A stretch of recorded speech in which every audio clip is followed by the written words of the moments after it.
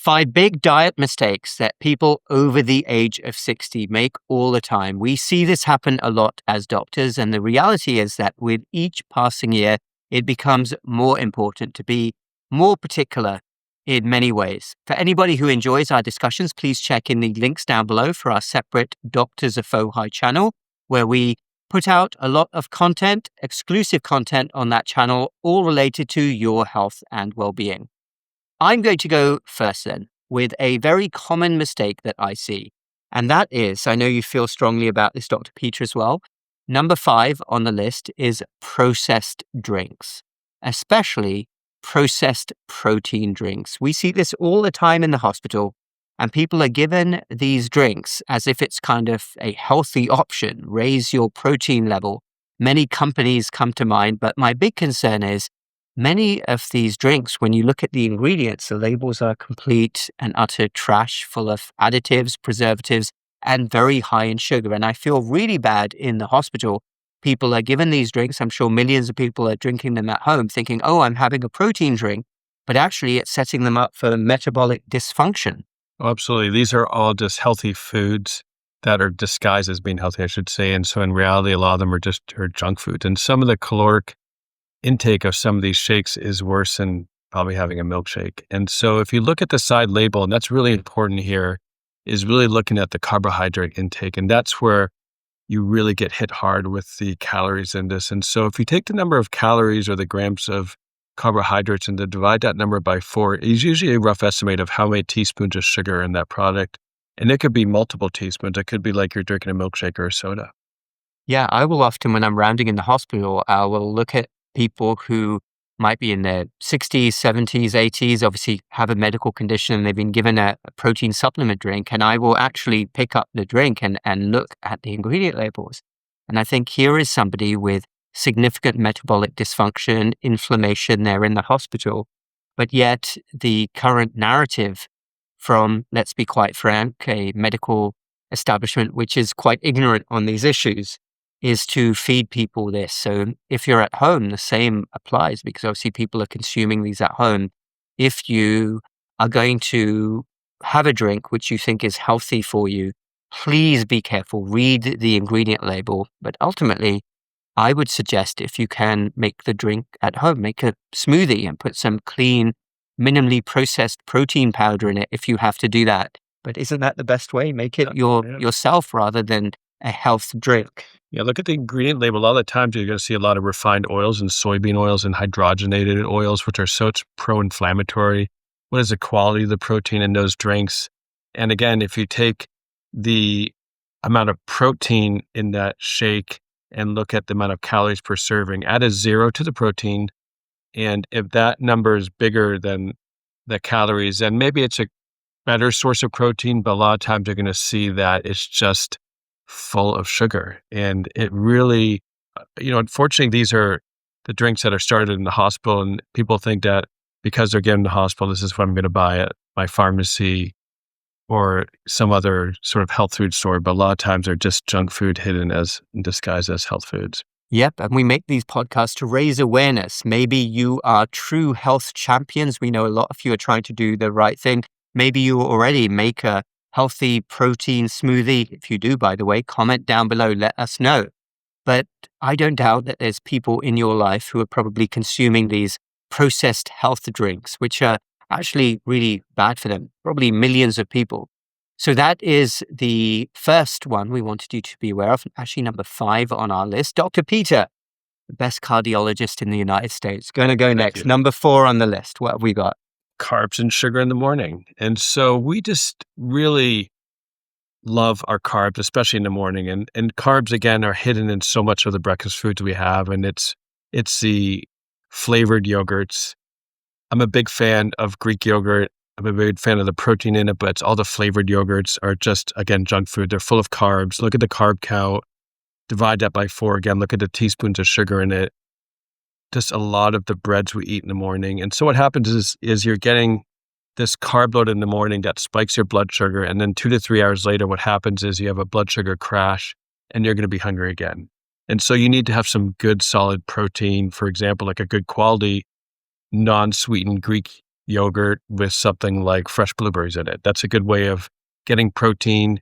There are some carbs in that, but it's lower. It's going to carry you through the morning. I'm so glad you said that, Dr. Peter. I could talk about this for hours. Especially In the blueberries. hospital, blueberries, Yeah. yeah, which we're actually coming to, but uh, in the hospital, and again, this displays a total ignorance of our culture, let's be honest. I will see delivered as breakfasts to my patients who are predominantly over the age of 60 loads of toast from bread, which is just full of trash ingredients, as most bread is. Bread, by the way, I mean, it's a biblical food. It should only have 3 or 4 ingredients in it. And we have completely, if I may use the term, bastardized bread. I mean, most bread these days is horrible. Read the ingredient labels on bread. And in fact, I'll link a video down below, a video I made last year about going shopping for bread and how you have to be careful. So do check that out after you've watched this video. But yeah, I'm in the hospital, toast, muffins. I would say actually most older patients that I meet have ordered a muffin for breakfast. I see that all the time. And yeah, I'm not saying that you can't treat yourself, but you have to remember to be very careful, especially if you're already inflamed. And yes, you can treat yourself, but it's especially bad in the morning, isn't it, Dr. Peter? Because if you have that carb and sugar load, your insulin levels spike. Insulin is your pro-inflammatory fat storage hormone. And really the mantra should be, okay, you can have some carbs and sugars, but focus on other macros. We'll talk about protein later. But do you think, Dr. Peter, as well, this is a cultural thing in the United States? People think that's a normal thing to have sugar, muffins, Oh, absolutely. dessert in the morning. Go to any Yeah. breakfast place. It's going to be pancakes, blueberry muffins. Now, we love blueberries, but when you throw it into muffins, a lot of hydrogenated carbs. I mean, a lot of these foods are essentially desserts in disguise. And that's the whole premise here is that what we perceive as healthy or what we're made to lead to believe that they're healthy are really just junk food in disguise. And muffins, the pancakes, a lot of the carb heavy foods are so pushed in the United States. Go to the supermarket and go down the cereal line. You know, someone who's lived in Europe before, you don't have these aisles and aisles of maybe 30 or 40 different types of processed cereals. You don't. And again, they're all dessert foods like granola is full of sugar. And so you really just want to focus on really not having that sugar roller coaster during the day. Because you're right, you mentioned about the insulin spike causes fat deposition, not only around your waist, but also on your liver. And so that creates what we call a fatty liver. And that just increases insulin resistance. And that leads to increased risk of stroke, heart disease, you name it. It does, yeah. And I want to talk about this cultural thing more because it's so important, because I'm glad you mentioned Europe. And it just raises another important point about how it's the dose that is the poison. I mean, you go to France, Belgium, I've visited these countries, I've visited most countries in Europe, and actually they do have a culture of having pastries in the morning, but these are tiny pastries. They have very small portions. So we have to be fair at that as well. Yes, it's not ideal. You want to be having protein, but everything in the United States is crazy big. So these patients in the hospital, we're having huge muffins, and I don't doubt that people at home, a lot of people over the age of 60, where this matters more, you don't want to send yourself into metabolic dysfunction. You want to optimize longevity, but you're having these huge portions. And I say, probably not people watching, but people you know in your life are doing that. Well, it's a portion control that's such a problem that's so not controlled in the United States. But also remember, the United States is such a bigger continent and country that we have food that travels very long distances. And unfortunately, what happens is food gets pumped full of preservatives and chemicals. Like there's no reason that bread should be still soft 2 weeks later.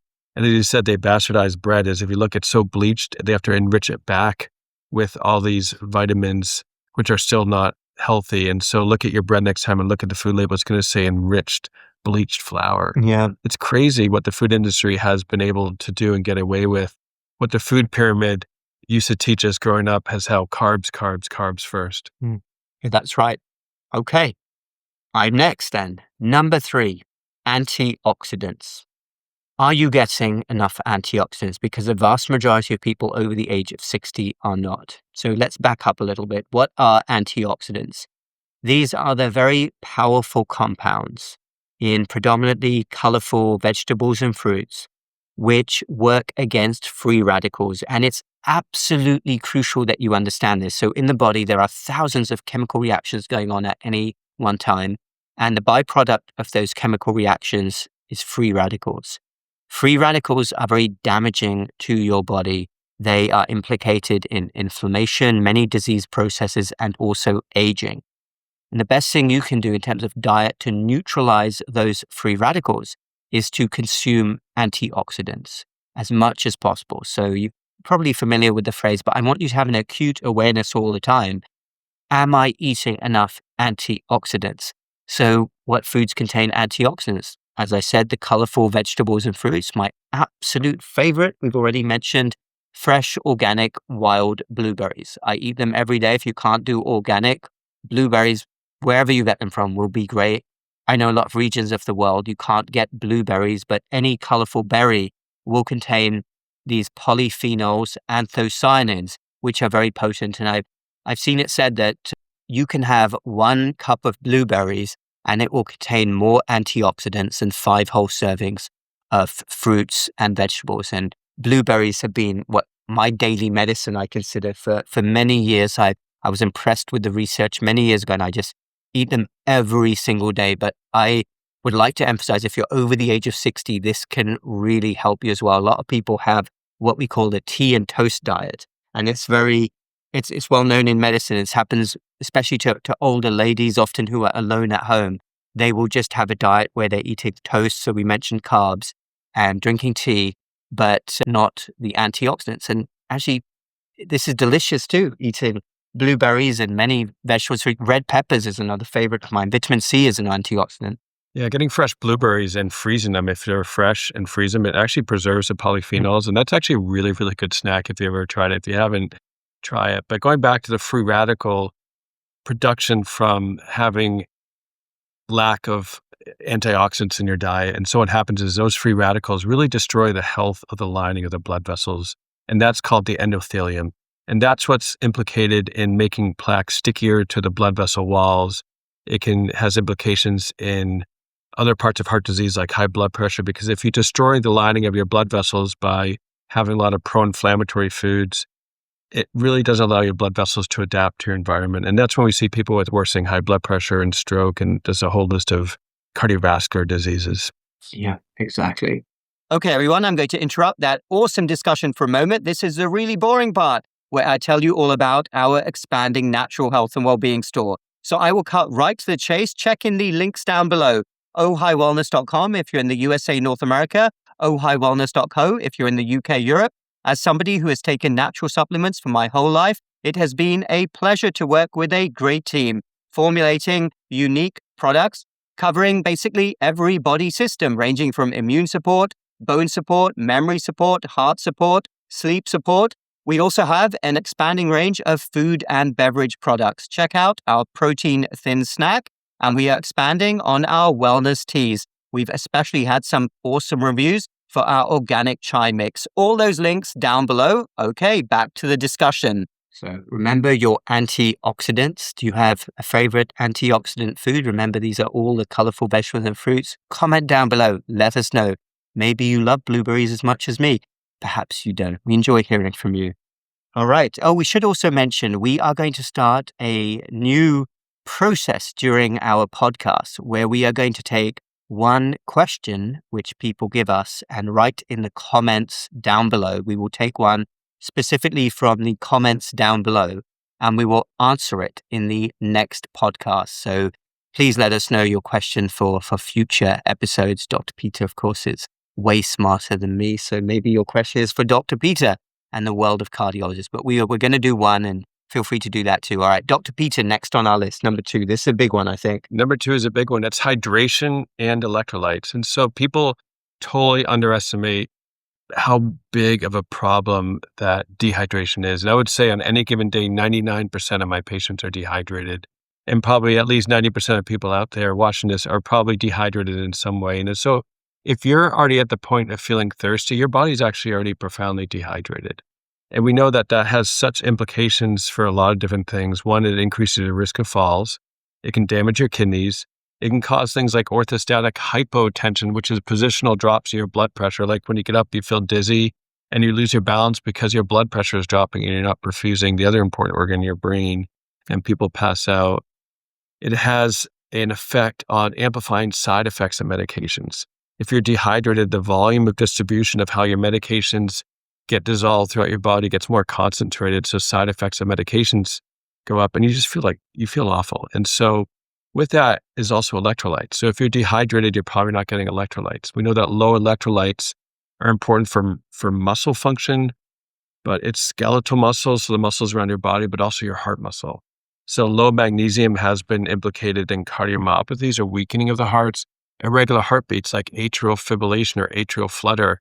I can't tell you how many people I've seen in the emergency room coming in with arrhythmias or irregular heartbeats that have low potassium and low magnesium. Again, low magnesium, even when people have checked their magnesium in the bloodstream, you may still be magnesium deficient at a cellular level. And that's such an important distinction to make, is that your wallet may be full of cash, but the bank account is empty. Potassium, and such an important electrolyte, it can cause things like muscle cramping, arrhythmias, just a whole slew of different problems that may be misdiagnosed because people aren't realizing that it's actually caused by these. Yeah. Oh, hydration, huge problem. I mean, the amount of admissions I get in the hospital, I mean, fair enough. Obviously, there's often another illness going on, but you can tell that the person's been dehydrated for some time. And a good rule of thumb is several glasses of water a day, at least for most people. Water is preferable. If you don't like the taste of water, you can add electrolyte solution or a bit of lemon to it. I like adding lemon. If I'm in the UK, I've started buying this here. I know it's not ideal, but I put a couple of drops of the Robinson's orange squash in. Okay. Actually, it's berry flavor, and that makes it a bit better. I'll occasionally do that, not all the time. But I don't particularly like the taste of water. If it's icy, it's a bit better, but I'm a big person for electrolytes in water if possible. And that's Yeah, really important too, because yeah, when you're drinking water, remember, yeah. if you take a cup of salt water and keep pouring fresh water into it, you're going to really dilute that sodium or Mm. salt concentration, and same with your body. And so if you make an effort to stay hydrated, make sure you're keeping up with electrolytes. Find a good hydration powder. Yeah. All right. Hydration powders can be really good that are flavorful. Find one that doesn't have a lot of sugar, that doesn't have a lot of junk, maybe a plant-based coloring. And this is something that you can really hydrate better with. It's easier to. I don't like drinking pure water, and it can keep your electrolytes up without dropping your electrolytes. So you don't want to dilute your body too much. But I tend to take like a 40-ounce Stanley cup and mix it with some hydration powder and go through at least one or two of those a day over the day. And we have a hydration powder in Super the mix excited as well. about We're this. very excited about this. This is Yeah, Dr. please. Peter's brainchild. Watch this space. Actually, all of our products, because we are doctors who really believe in health, well-being naturally. Dr. Ben is not here today, but we're all on the same page here. And a lot of our products we actually have sort of made in the kitchen ourselves because we really believe in it. And this Yeah. hydration Well, powder, regardless of where you get it from, actually, I mean, we're excited about ours, but electrolytes are a huge issue in older people. I see it all the time. And my advice is, however you hydrate yourself. Tea, coffee is okay. It's not ideal, but there will be a net hydration effect. Yeah. No, the hydration powder that we're creating is really a necessity. I mean, there's not that many products out there that are not a sports-related hydration. We don't, people often are given sports hydration powders that are full of caffeine and a lot of different things, but this is really going to be great. So I'm super excited about this. So stay in touch. Yeah, watch this space. So I will go next then. Number 1, protein. Probably not surprised that I say that, but older people are really short on protein. This is a universal problem.